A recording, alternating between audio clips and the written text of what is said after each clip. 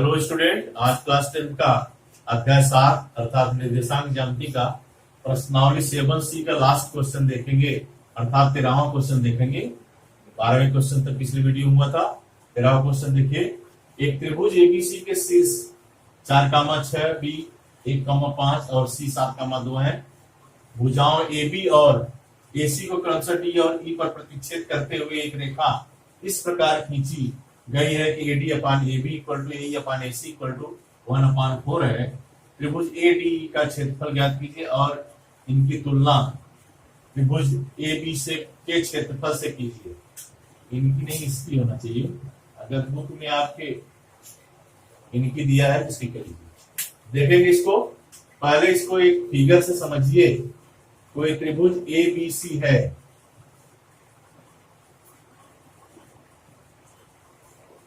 ABC एक त्रिभुज जिसके निर्देशांक 4,6 A के और B के 1,5 और C के 7,2। अब कहता है AD upon AB equal to AE upon AC अर्थात AD upon AB equal to AE upon AC equal to 1/4। इन दोनों का जो रेशियो है वो 1/4 है। अर्थात AB पूरा 4 भाग होता, अगर है उसमें 1 भाग AD AC के अनुपात में होगा। अर्थात हम यहां से इसको 4 बराबर भागों में अगर बांटते हैं तो 1 2 3 4 हो गया, और यह भी 1 2 3 4। यहां से हमने यह डाल दिया, यह एक भाग हुआ, यहां D लिख देंगे और यहां E लिख देंगे। यह त्रिभुज बना आपका ADE। अर्थात M1 की वैल्यू 1 हो गई और M2 की वैल्यू 3 हो गई। यहां भी M1 1 है, M2 3 है। सबसे पहले हम D और E के निर्देशांक ज्ञात करेंगे अंतर विभाजन से, फिर ADE का क्षेत्रफल और ABC का क्षेत्रफल निकाल के उनकी तुलना करेंगे। देखते हैं पहले D बिंदु के निर्देशांक,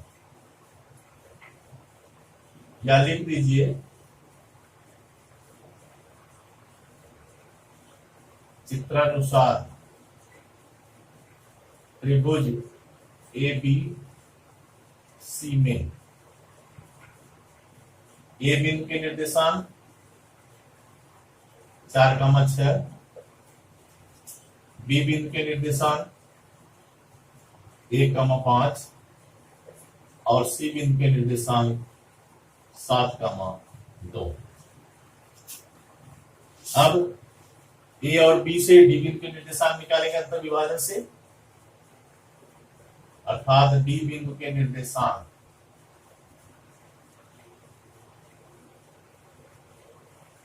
बिंदु के निर्देशांक x1 इक्वल टू आपका हो जाएगा 4, y1 इक्वल टू हो जाएगा 6, x2 इक्वल टू हो जाएगा 1, y2 equal to 5, m1 equal to 1, m2 equal to 3। यहां आप इतना और लिख सकते हैं, बिंदु D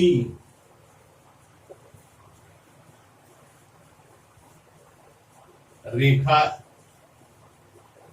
AB को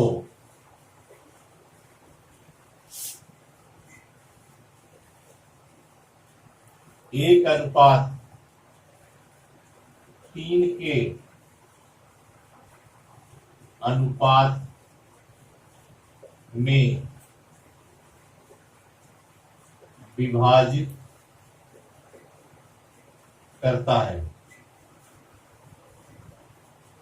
और यही AC का भी होगा।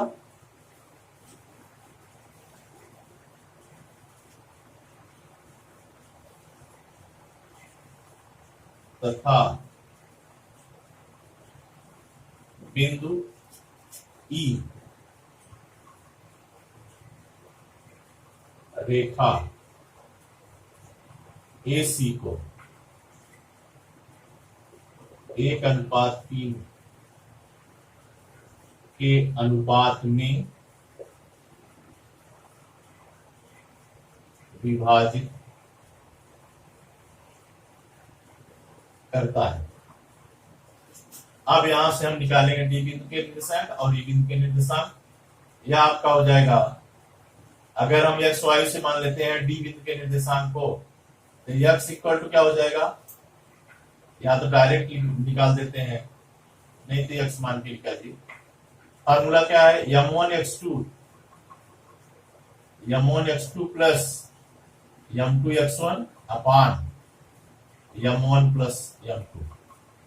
x इक्वल टू आपको हो जाएगा m1x2 यानी 1 गुणे 1 धन m2x1 3 गुणे 4 बटे 1 धन 3, अर्थात x इक्वल टू 1 धन 12 बटे 4 अर्थात 13 बटे 4। y के लिए m1y2 प्लस m2y1 अपान m1 प्लस m2, यह आपका हो जाएगा 1 गुणे y2 की वैल्यू 5 है धन 3 गुणे y1 की वैल्यू 6।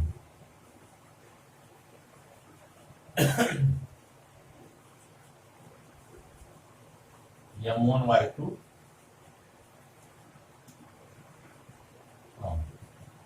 यह हो जाएगा 1 धन 3 अर्थात y इक्वल टू 5 6 18 बटे 4 अर्थात 23 बटे। ई बिंदु के निर्देशांक देखेंगे, ई बिंदु के निर्देशांक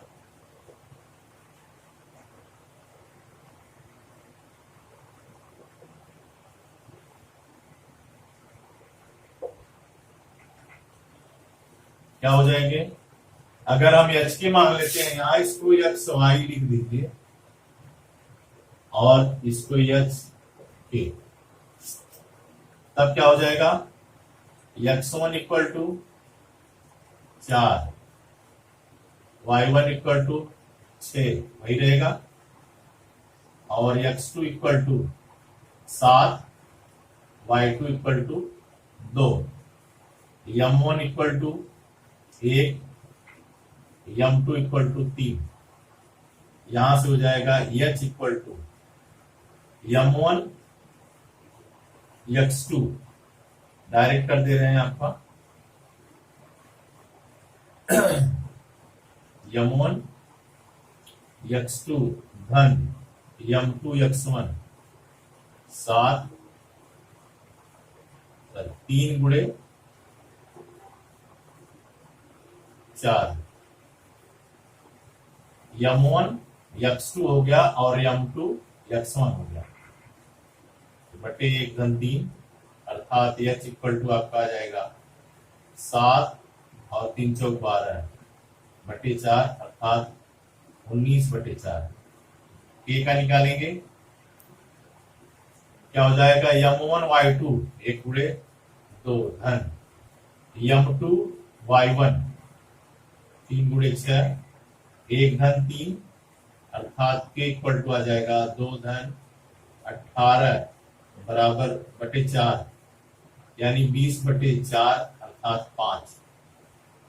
तो आपके आ गए ई बिंदु के निर्देशांक 19 बटे 4 कामा 5। यहां कितना आया था, डी का 13 बटे 4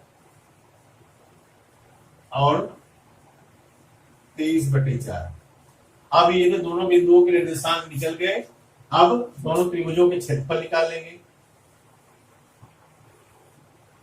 पहले क्षेत्रफल निकाल लेते हैं त्रिभुज एबीसी का। त्रिभुज एबीसी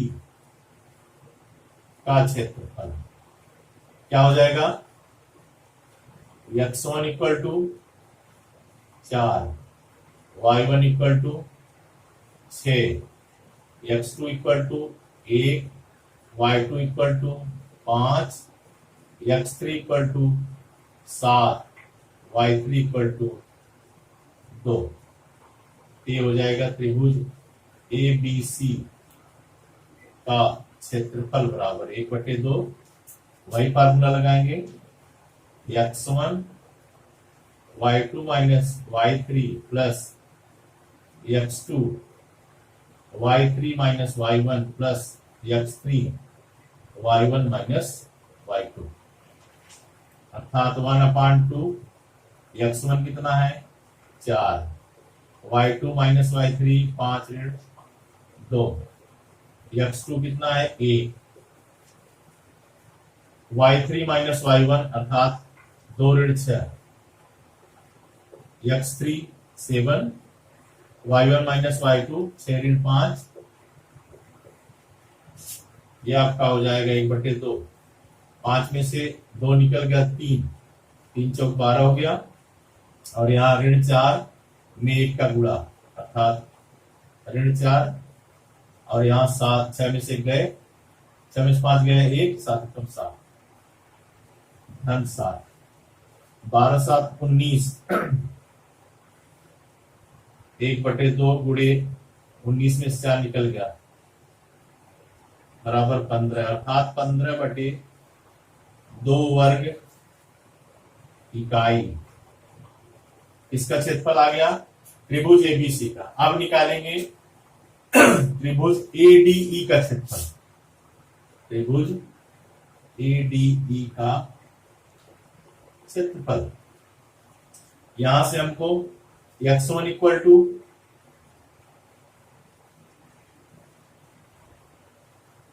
वही 4 और 6, x1 y1, और x2 हमारे जो d के निर्देशांक है अर्थात 13/4 और y2 है 23/4।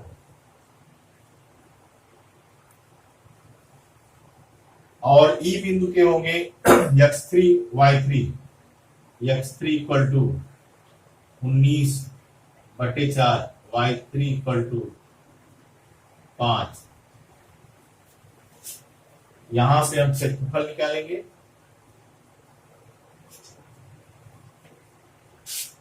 त्रिभुज एडीई का क्षेत्रफल,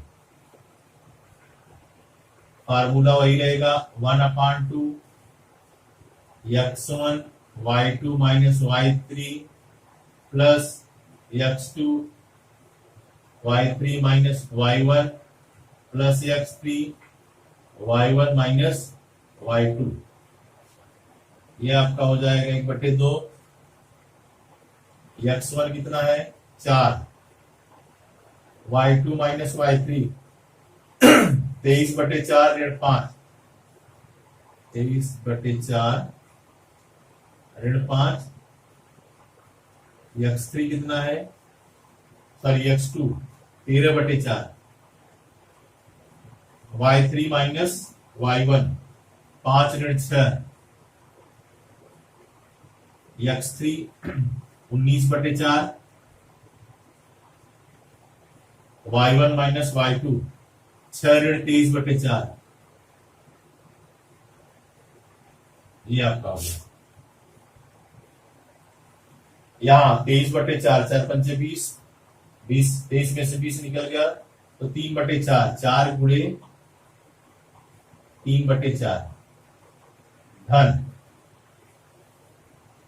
5 ऋण 6 है, ऋण 1 होगा, ऋण 1 में 13/4 का ऋण 13/4 हो जाएगा। फिर आगे चलेंगे, 6 × 24, 24 में से 23/4, 24/4 मतलब 24 में से 23 निकल गया तो 1/4, 1/4 में 19/4 का गुणा करेंगे तो 19/16 हो जाएगा, धन 19/16। यह आपका हो जाएगा 1/2 गुणे 16 लसल 1 करेंगे क्या आ जाएगा 15/16, अर्थात यह आ जाएगा 15/32 वर्ग इकाई। 15/32 वर्ग इकाई इसका आया और 15/2 वर्ग इकाई इसका आया। ये आपका दोनों क्षेत्र त्रिभुजों के क्षेत्रफल का अनुपात हो जाएगा, अर्थात त्रिभुज क्षेत्रफल त्रिभुज ADE अनुपात क्षेत्रफल त्रिभुज ABC बराबर ADE का कितना है 15/32 अनुपात 15/2, यह हो जाएगा 1:16। 15 से 15 कैंसिल कर देंगे और यह तिर्यक गुणा होगा, 2 इधर आ जाएगा, 32 इधर चला जाएगा, तो काट देंगे तो 1:16 हो जाएगा। तो ये आपका आंसर हो जाएगा।